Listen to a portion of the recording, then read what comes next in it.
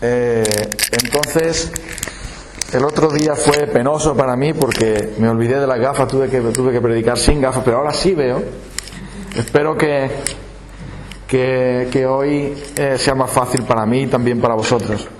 Hechos 14, he dicho Hechos 15, no, Hechos 14. Vamos a empezar leyendo desde el versículo 19 hasta el 28, que es el último de los versículos. El título del mensaje en esta tarde es: pese a todo, el Señor edifica a su iglesia, Cristo edifica a su iglesia. Porque de eso va el libro de Hechos, que Jesús prometió: yo edificaré mi iglesia y las puertas del Hades, las puertas del infierno no prevalecerán contra ella. Y lo que vemos es, en Hechos Apóstoles vemos esa historia. Vemos que el Señor está edificando a su iglesia, que el Señor está salvando a personas, está trayendo bendición al mundo, y las puertas del infierno están abiertas también para que todo el poder de Satanás, luchando contra el Señor y contra su iglesia, para que su reino no se extienda. Y eso es lo que nos cuenta Hechos. Nos cuenta cómo el Señor sigue edificando su iglesia. Y el libro de Hechos no se ha terminado. Ya se acabó, ya Lucas lo terminó, pero los hechos del Señor siguen adelante, porque Él sigue edificando a su iglesia y sigue haciendo que las puertas del Hades no prevalezcan contra ella. Vamos a leer versículo 19. Entonces vinieron unos judíos en Listra. Entonces vinieron unos judíos de Antioquía y de Iconio, que persuadieron a la multitud, y habiendo apedreado a Pablo, le arrastraron fuera de la ciudad pensando que estaba muerto. Pero rodeándole los discípulos, se levantó y entró en la ciudad, y al día siguiente salió con Bernabé para Derbe. Y después de anunciar el evangelio a aquella ciudad y de hacer muchos discípulos, volvieron a Listra, a Iconio y a Antioquía, confirmando los ánimos de los discípulos, exhortándoles a que permaneciesen en la fe y diciéndoles: es necesario que a través de muchas tribulaciones entremos en el reino de Dios. Y constituyeron ancianos en cada iglesia, y habiendo orado con ayunos, los encomendaron al Señor en quien habían creído. Pasando luego por Pisidia, vinieron a Panfilia, y habiendo predicado la palabra en Pergue, descendieron a Atalia. De allí navegaron a Antioquía, desde donde habían sido encomendados a la gracia de Dios para la obra que se habían cumplido. Y habiendo llegado y reunido a la iglesia, refirieron cuán grandes cosas había hecho Dios con ellos, y cómo había abierto la puerta de la fe a los gentiles, y se quedaron allí mucho tiempo con los discípulos. Pese a todo, el Señor edifica a su iglesia. Los enemigos de Dios querían que Pablo ya había muerto, y si Pablo ya había muerto, entonces pues ya el problema se había terminado para ellos, porque si Pablo estaba muerto ya no iba a poder seguir predicando y haciendo más discípulos. Pero no, ya vimos el otro día que de una manera milagrosa el Señor le libró, y entonces él pudo levantarse otra vez a pesar de lo que le habían apedreado. Pensaban que estaba muerto, quizás estabais conscientes, pero el Señor preservó la vida de Pablo y se levantó y volvió otra vez a la ciudad a donde le habían apedreado. Estuvo con los discípulos y después salió con Bernabé hacia Derbe. Y después de anunciar el evangelio también en aquella ciudad, dice el versículo 21 que hizo allí muchos discípulos. Vemos que hay un golpe del enemigo y un contragolpe de Dios, pero Pablo sigue predicando el evangelio, Pablo sigue ganando a otros para el Señor Jesucristo, haciendo discípulos, pero él vuelve otra vez a Listra, a Iconio y a Antioquía. Vamos a ver, si a ti te echan de una ciudad como un perro, después de haberte apedreado, ¿tú tienes ganas de volver allí? Como que no, ¿no? Si a ti te tratan de la manera que trataron a Pablo, que se habían preparado allí las autoridades y los judíos para matarle, y después de haberle apedreado, regresar de nuevo allí para jugarse la vida otra vez, ¿Por qué? Podría ser Pablo haberse ido a otro pueblo, podría haberse ido a otra ciudad y haber seguido predicando el Evangelio sin poner en peligro su vida. Pero ¿por qué hizo eso Pablo? De volver otra vez a Listra para confirmar a los discípulos allí, seguir predicando a Derbe y después volver a ellos para confirmarles. ¿Es que Pablo estaba loco? Sí, Pablo estaba loco. Estaba loco por Jesús. Pablo estaba enamorado del Señor Jesús. Cuando una persona tiene un amor grande, una pasión grande, no le importan arriesgar su vida. Cuando el padre ve que su hijo está a punto de morir y que tiene una grave dificultad, no le importa vender lo que tenga, hacer lo que haga falta con tal de salvar a su hijo, porque el padre tiene una gran pasión por su hijo y dice: yo no estoy dispuesto a dejar que mi hijo muera, voy a hacer lo que haga falta. Cuando la madre ve que su hijo también tiene un problema, va a hacer lo mismo, aunque tenga que dar la vida, la va a dar. Porque el que tiene una gran pasión en su corazón no está mirando por su propia vida, no está mirando por sus propios intereses, no está mirando qué le conviene mejor, cuál es su comodidad, cuál es su protección. No va a mirar nada de eso, porque cuando alguien tiene una gran pasión y un gran amor dentro, que se desborda, que se rebosa, que sale por todas partes, nadie, ni las amenazas, ni los peligros, ni las dificultades, ni las tristezas, ni el desamparo, ni ninguna de esas cosas va a frenar esa gran pasión. Lo que Pablo tenía en su corazón era un gran amor por el Señor Jesucristo, que era como un torrente que arrasaba todo. Y estaba dispuesto Pablo a morir por el nombre del Señor Jesús. Y estaba dispuesto a padecer lo que hiciera falta por amor de su nombre. ¿Y eso por qué? ¿Por qué hacía eso Pablo? Porque cuando Pablo contemplaba por la fe a Jesús, en él veía toda belleza, toda gloria, toda hermosura, toda perfección. Pablo miraba al Señor Jesús por la fe y decía: tú eres glorioso y me has salvado a mí y has traído vida cuando yo estaba muerto en mis pecados. Tú has hecho todo eso, Señor. ¿Qué no voy a hacer yo por ti? Y Pablo sabía, ya le había dicho Jesús: yo te voy a mostrar cuánto tienes que padecer por mi nombre, Pablo. Tú me has perseguido a mí antes, ahora te van a perseguir, pero tú lo vas a hacer por amor a mí. Tú vas a ser perseguido. Y por eso Pablo vuelve a anunciar el Evangelio una y otra vez, y vuelve a arriesgar su vida, y vuelve, el versículo 22 lo dice, confirmar los ánimos de los discípulos. Fíjate, a él que lo habían apedreado, que lo habían vapuleado, que lo habían echado a la cárcel, que le habían hecho todo este tipo de cosas, a él que lo habían puesto en ridículo y que había sufrido tanto, él va a consolar a otros. ¿Qué te parece, no? Más bien tenían que haber dicho los discípulos: oye Pablo, déjame ver cómo tienes la espalda de los palos que te han pegado. Oye Pablo, a ver las heridas que tienes, cómo están. Oye Pablo, vamos a orar por ti para consolarte. Mira Pablo, ¿en qué podemos ayudarte? Pero fue al revés. Pablo y Bernabé fueron a consolar a los hermanos y decir: hermanos, no tengáis miedo. Seguid al Señor pase lo que pase, confirmando los ánimos de ellos, ayudándoles a ellos, para que, les dice ahí, confirmándolos en la fe y exhortándoles, animándoles, diciéndoles: mira, todo lo que nos ha pasado, pero es igual, pero vamos a permanecer firmes en la fe, porque es necesario que a través de muchas tribulaciones entremos en el reino de Dios. Justo lo contrario que lo que se está predicando hoy día por ahí tanta gente. Cuando tú creas en Cristo, todas tus tribulaciones se van a terminar.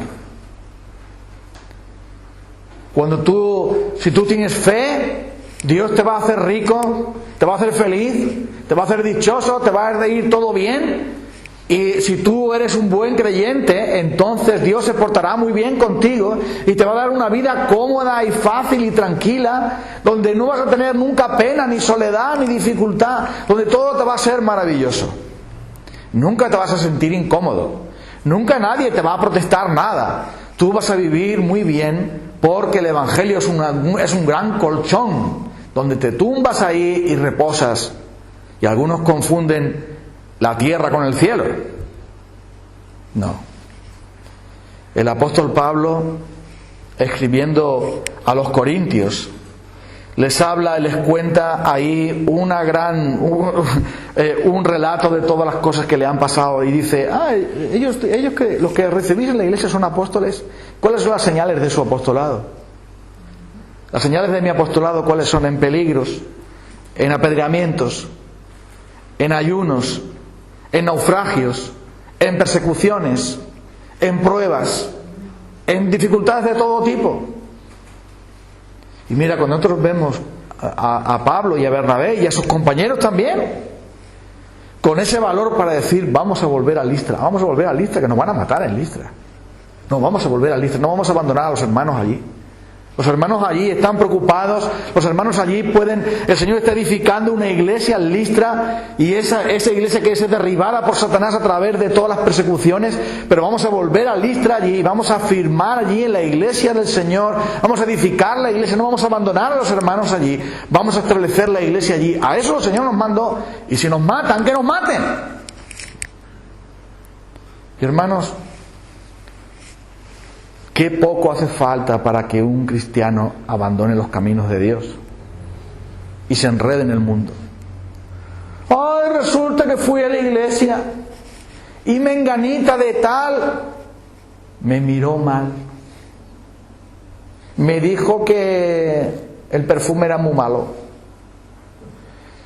Menganito me criticó porque tengo unos zapatos verdes y a él no le gusta este verde. Y el pastor no me gusta la corbata que lleva. No me gustan los cánticos que ponen porque yo soy de otra línea. No me gusta porque esto no se hace, porque esto no es otro, porque no es de más allá. Y entonces nos falta el tiempo para decir: bueno, ya cualquier excusa está bien para decir: bueno, yo los domingos me quedo viendo el fútbol, las carreras y de paseo por ahí. Y mira, a ellos les hicieron todas estas cosas y ellos volvieron a sus hermanos para confirmar los ánimos de los discípulos, exhortándoles a que permaneciesen en la fe, diciéndoles: mira, el Señor ha dicho que son tribulaciones lo que nos va a esperar. En el mundo tendréis, ¿qué? Aflicción, dijo Jesús, pero confiad, yo he vencido al mundo. Entonces, todos los que quieren vivir piadosamente en Cristo Jesús padecerán persecución. Y por eso le dice Pablo a Timoteo: Timoteo, no te avergüences de dar testimonio del Evangelio, no te avergüences de mis cadenas, sufre penalidades como buen soldado de Jesucristo. Un soldado no le da la espalda a la batalla, un soldado sigue peleando aunque tenga dificultades. Y es por eso que Pablo, con su palabra y con su ejemplo, él va a confirmar los ánimos de los discípulos y les dice: es verdad todo lo que ha pasado, hermanos, a mí me han apedreado, mañana a lo mejor os apedrean a vosotros, pero vosotros permaneced fieles al Señor. Y así lo hicieron en Listra, en Iconio y en Antioquía. Y lo hicieron porque si tienes un gran amor por el Señor, entonces no tienes miedo. Si tienes un gran amor por el Señor, entonces pones al Señor en el primer lugar en todas las cosas y no en la conveniencia tuya. Bueno, y ahí vemos también que el versículo 23 establece en la iglesia un orden. Una vez que habían creído estas personas, ¿qué va a ser de ellos? Cuando Pablo y sus compañeros se marchen a otra ciudad para seguir predicando y plantando iglesias, ¿qué va a ocurrir con ellos? Entonces dice el versículo 23 que constituyeron ancianos en cada iglesia y habiendo orado con ayunos los encomendaron al Señor a quien habían creído. Eso es lo que hacían Pablo y sus compañeros. Iban a la iglesia, o sea, predicaban el Evangelio, reunían a la iglesia, estaban un tiempo con ellos, preparaban a otros hombres también y luego los nombraban ancianos, cuidadores de la iglesia, pastores de la iglesia, para que ellos cuidaran, dice, en cada iglesia. En todas las iglesias tiene que haber ancianos, un pastor, un anciano, varios, los que fuera. No puede ser que haya una congregación de personas, de creyentes, y no haya un gobierno. Eso no es contrario a la palabra de Dios. Los cristianos no son una asociación de vecinos que se juntan para arreglar el parque. Los cristianos no son una asociación. Los cristianos son una familia. Y por lo tanto, como familia de Dios, el Señor constituyó apóstoles y profetas y pastores y ancianos y maestros y evangelistas para equipar a la iglesia para la obra del ministerio. Entonces Pablo tenía muy claro, cuando había hermanos allí, ellos preparaban a otros y dejaban a esos hombres allí para que cuidaran de la iglesia y llevaran adelante la palabra de Dios. De tal manera que ellos oraban por ellos, ayunaban también para pedir más fuertemente al Señor y luego los encomendaban al Señor en quien habían creído. Porque si no cuida a nadie del bien espiritual de la iglesia desaparece. O la iglesia se convierte en un club evangélico. Tú sabías eso, ¿no? No es lo mismo una iglesia que un club evangélico. Un club evangélico es unos cristianos que se juntan para hacer eventos. Bodas, bautizos y esas cosas. Pero eso no es una iglesia. La primera condición de una iglesia es que haya un ministro, al menos uno, alguien que lleve la palabra de Dios y que cuide de la iglesia. Y no vale con que sea uno que predique o uno que enseñe o uno que sirva. No, tiene que ser alguien establecido para cuidar de la iglesia, para gobernar la iglesia. Y cuando Pablo habla de cuáles son los requisitos de los ancianos, nos explica que debe ser marido de una sola mujer, prudente, decoroso, que tenga buen testimonio de los de afuera, apto para enseñar, con un llamado de Dios para ello. Porque si no, la iglesia no va a ninguna parte. Si tú te montas en un barco y bueno, ya estoy en el barco para ir de viaje, y tú dices, bueno, ¿cuándo salimos? Pues no sabemos, como no hay capitán. Y está preparado todo para... Sí, pero no tenemos capitán. Entonces, cuando alguien quiera que suelte la amarra, que ponga gasoil en el motor y salimos, ¿no? No tiene sentido. En todo barco tiene que haber un capitán, tiene que haber una autoridad, tiene que haber alguien que diga, vamos por aquí, vamos por allí, ¿para dónde vamos? Y no puede ser si no hay ancianos. Entonces una iglesia, lo primero que tiene que buscar no es tener un local, no es tener una banda de música, no es tener diáconos, no es tener otra cosa, sino lo primero que tiene que buscar una iglesia es alguien que cuide de la palabra de Dios y de las personas a su bien espiritual.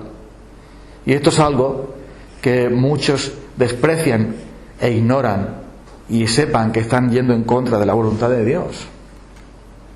Luego entonces Pablo constituyeron ancianos en cada iglesia, porque así el Señor lo ha establecido, y así se edifica la iglesia. Y se encomendaron al Señor en quien habían creído. ¿Qué pasa cuando una iglesia no tiene ancianos? Pues que deja de ser una iglesia. Deja de ser una iglesia. Si una iglesia no tiene ancianos, no tiene pastores, tiene que buscarlo donde sea, debajo de las piedras, tiene que orar a Dios para que se lo dé, ayunar y llorar para que Dios le dé un pastor, y si no, tienen que buscarlo de otra iglesia para que los atienda. Pero una iglesia que no tiene pastor está yendo en contra de lo que el Señor ha establecido. Y entonces más vale que esa iglesia se ponga a hacer su trabajo y a buscar un siervo para ella, porque esa es la orden de Dios.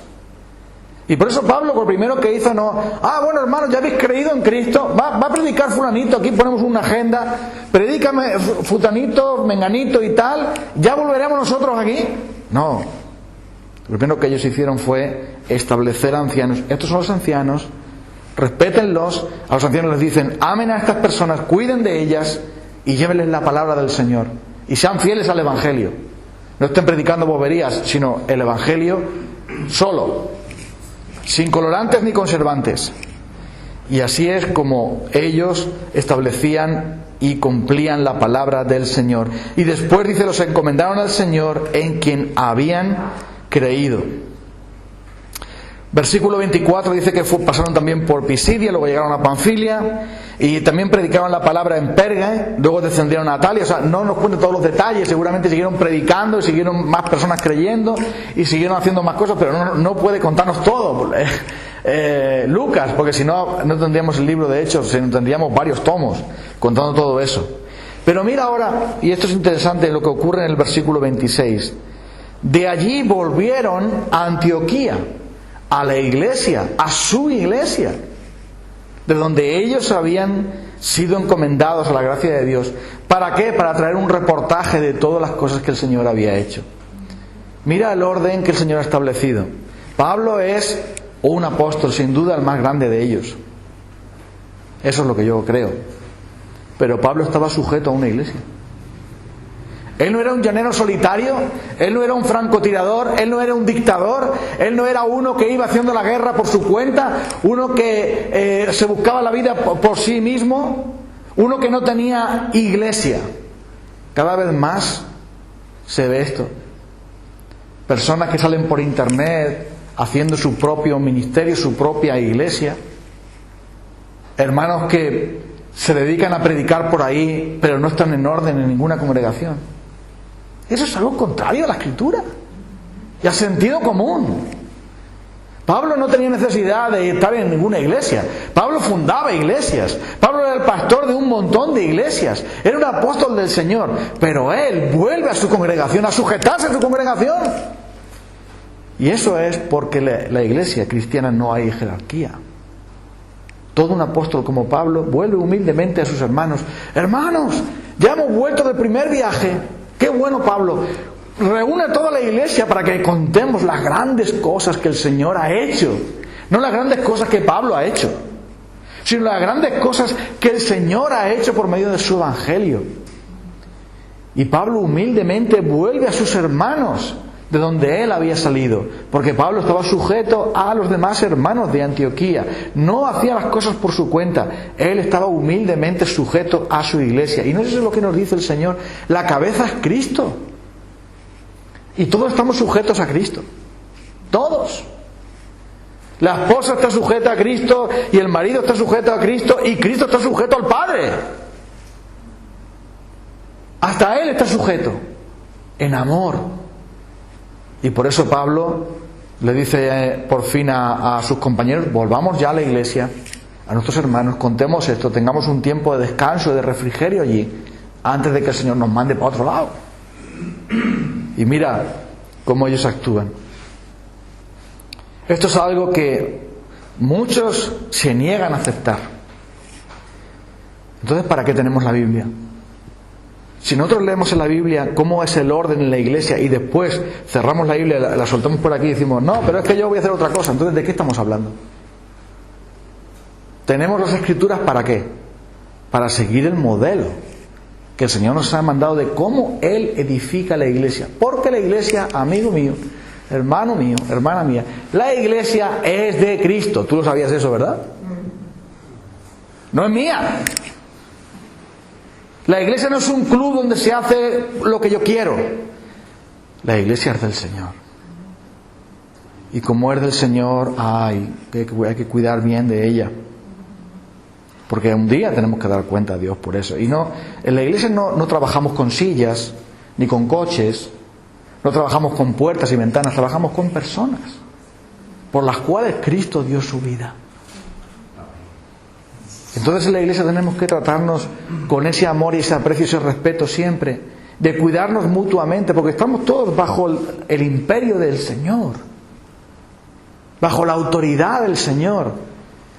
Y Pablo nos da una demostración tremenda de humildad, de decir: bueno, pues podríamos quedarnos aquí en esta ciudad, que hay un montón que han creído. Fuimos a esa ciudad y muchos discípulos creyeron. Aquí tenemos trabajo por hacer. Vamos a quedarnos aquí y a fundar nuestra propia denominación.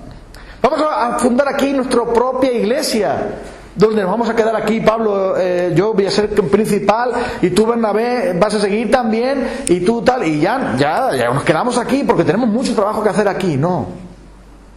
Pablo había sido encomendado por el Espíritu Santo y por su congregación para llevar el Evangelio y después volver a su congregación también, quien le había enviado. Y esto es algo que nosotros tenemos que saber, que tenemos que sujetarnos al Señor. Porque si despreciamos a la iglesia del Señor, despreciamos al Señor mismo.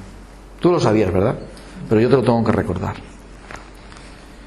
Y mira la respuesta de la iglesia ante el llamado. Dice, versículo 26, donde habían sido encomendados a la gracia de Dios, vuelven a Antioquía. En el capítulo 13 lo vimos. para la obra que habían cumplido. Se había cumplido ya la primera parte de esa obra, y habiendo llegado y reunido a la iglesia, enseguida, dice, refirieron cuán grandes cosas había hecho Dios con ellos. Eso me encanta. Dios lo ha hecho con ellos, no ellos lo hicieron.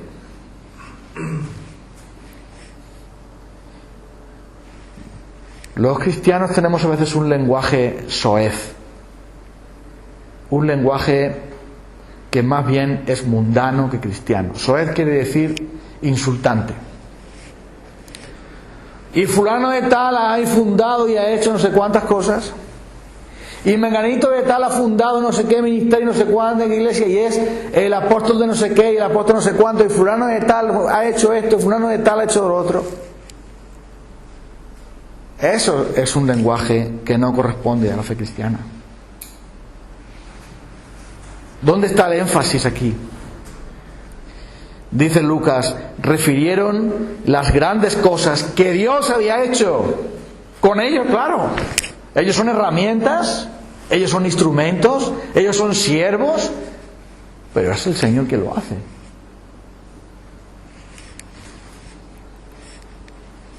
Luego entonces, todo el mérito le pertenece al Señor, y entonces dice que, fíjate, ¿y cómo había abierto la puerta? ¿Quién había abierto la puerta a los gentiles, la puerta de la fe, para que creyeran todos los que no son judíos? ¿Pero quién había abierto la puerta? Pablo.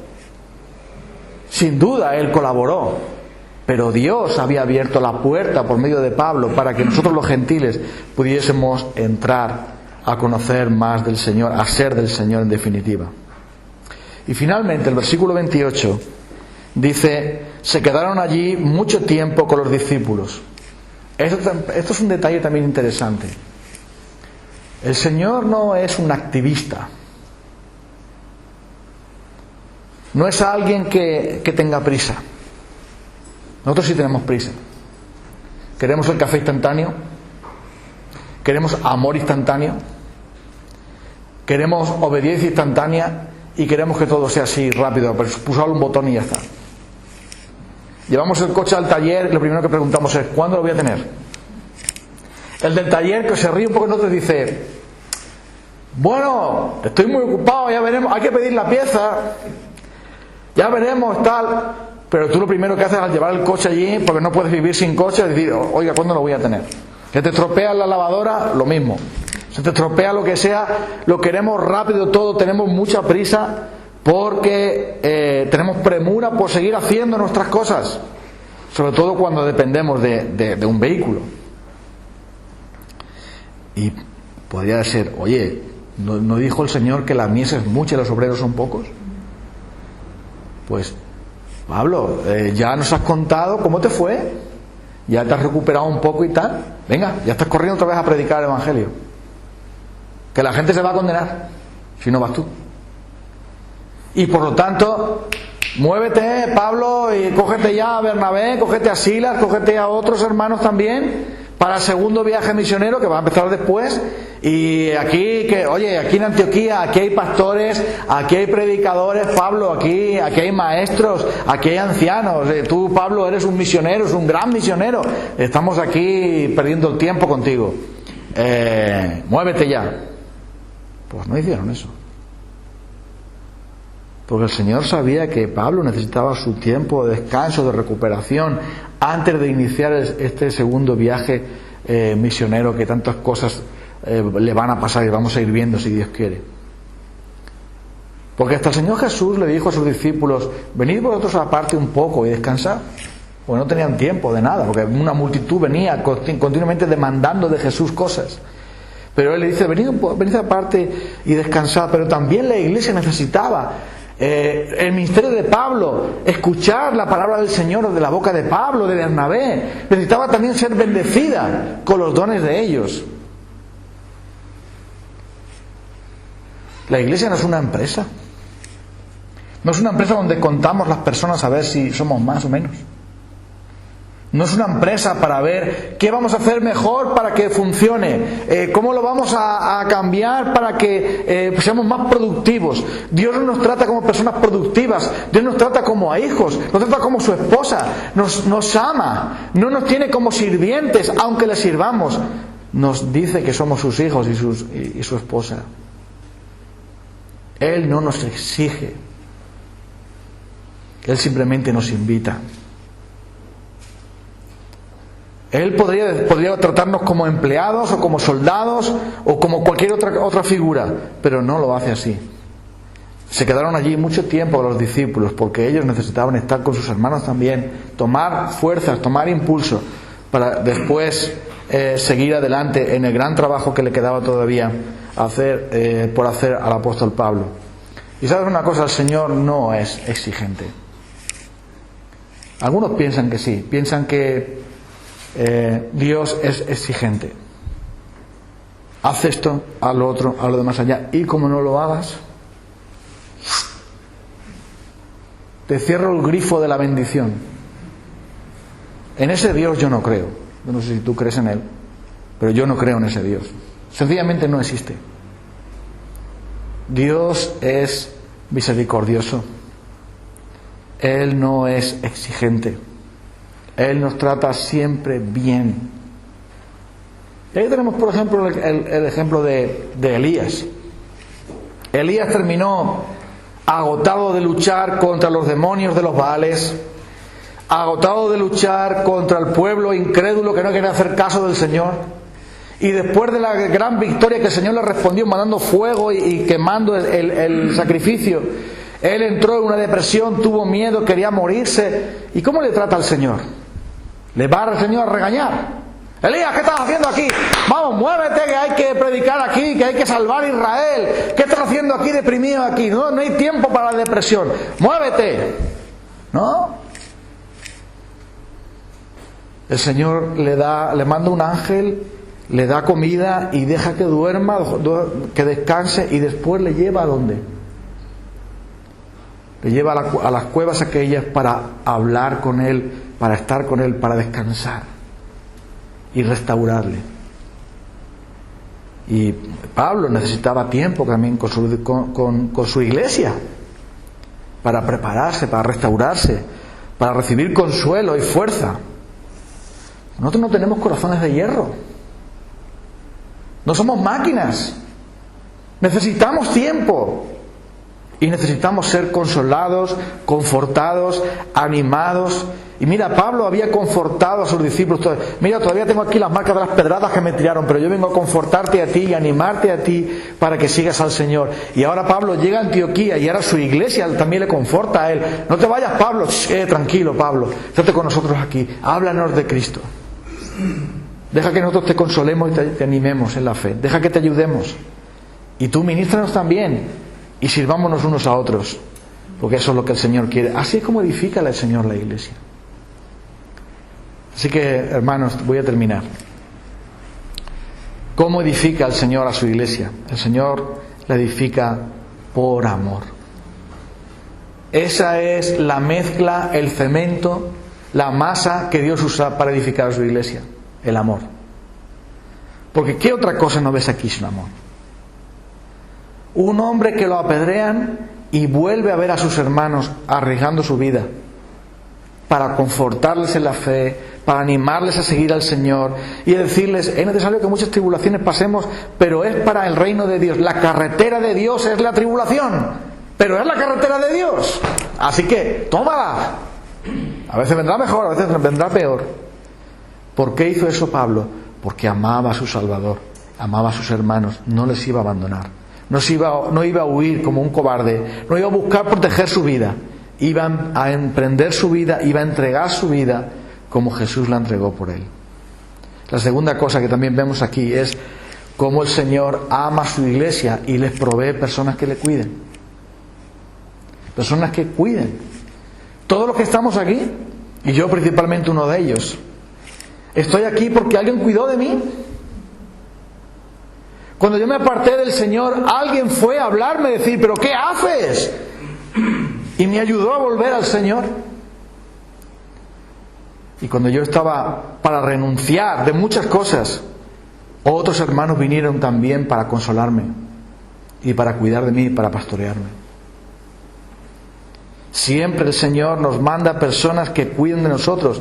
Y por eso Pablo dice aquí, nos cuenta el Señor, que constituyeron ancianos en cada iglesia para cuidar de la obra del Señor, de la familia de Dios, para cuidar de ellos. Y dice que oraban con ayunos y los encomendaron al Señor a quien habían creído. Mira el amor que Pablo tiene por la iglesia.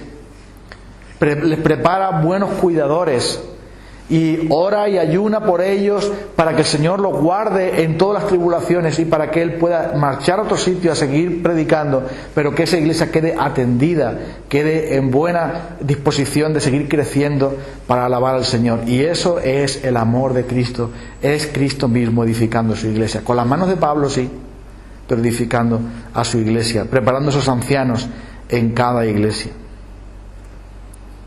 Y eso deberíamos valorarlo. Deberíamos valorar a las personas que el Señor ha puesto en nuestro camino para cuidar de nosotros. Al igual que valoramos a nuestro padre, a nuestra madre, a nuestro familiar que cuidó de nosotros en momentos difíciles, que nos proveyó cuando no teníamos nada, que cuando estábamos en malas circunstancias, ese familiar, ese amigo, ese padre, hermano, madre, quien fuera, vino, nos ayudó y nos confortó. Así también debemos valorar cuando el Señor Jesús viene a amarnos a través de los brazos de otro. Y Pablo mismo lo reconoce cuando dice: cuántas gracias doy al Señor por este hermano, no recuerdo su nombre ahora. Dice: muchas veces me confortó en el Señor y no se avergonzó de mis cadenas. Cuando Pablo estaba en la cárcel y le pasaba todo aquello, dice: muchas veces ese hermano vino a confortarme en el Señor, a cuidar de mí. Y no se avergonzaba de que yo era simplemente un preso para matarlo, sino no se avergonzó de mis cadenas y vino y me ayudó. Y la tercera y última cosa es que el Señor edifica a su iglesia proveyendo los dones necesarios y proveyendo el cuidado mutuo necesario para emprender su obra. Dios lo hace todo a través de su iglesia. Esa es su manera de hacer. ¿Por qué el Señor formó una iglesia y no formó una institución? ¿Una empresa? ¿Un ejército? Porque Él quiere una familia. Y mira cómo tratan a Pablo. Pablo va allí y les cuenta todo lo que el Señor había hecho con ellos. Y la iglesia, dice, se quedaron allí mucho tiempo con los discípulos hasta llegar el momento. Porque la iglesia es un lugar de consuelo, es un lugar de fortalecimiento, es un lugar de tomar fuerza para seguir sirviendo al Señor. Es un lugar que necesitamos como un hogar, porque Cristo es nuestra cabeza y nuestro cuidador. Y Él, aunque sea por las manos de otros y por las bocas de otros, nos sigue bendiciendo. Es Cristo quien lo hace todo. A Él le debemos dar siempre toda la gloria. Vamos a orar.